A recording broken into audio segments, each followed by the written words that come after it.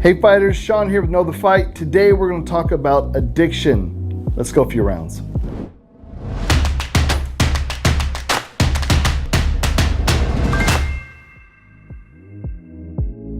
Addiction is portrayed through addicts, and addicts are always portrayed like the scum of the earth. And you can always point them out because they're the ones that are filthy and dirty and they got hoodies full of holes.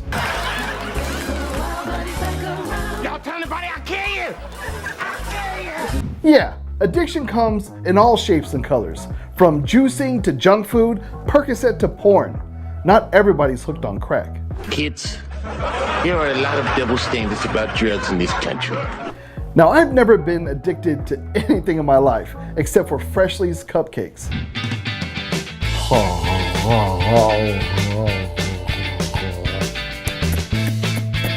When I say addicted, I mean I would eat 5 or 6 packages a day. So bad that I would actually hide it from my bride. She'd ask me, "Do you have any cupcakes?" I'm like, "No."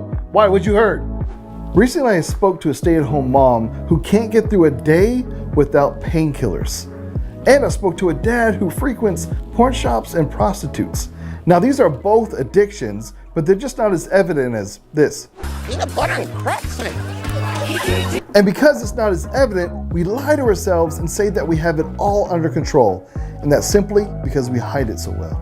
And because of that, we make the shady part of our unseen lives a little bit more comfortable every single time we pop a pill before a birthday party, or we make up a lie to explain why we're getting home so late.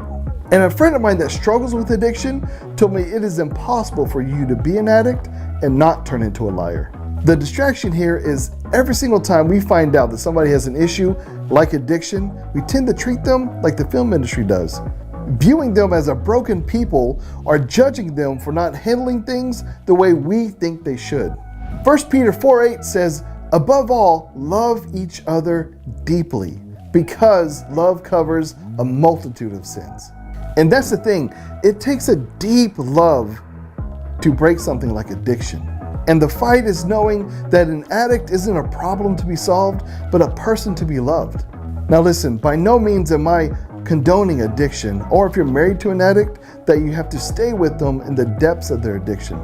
But what I am saying is that if you get an addict around believers and their love runs deep enough, you can turn an addict into an advocate for Christ.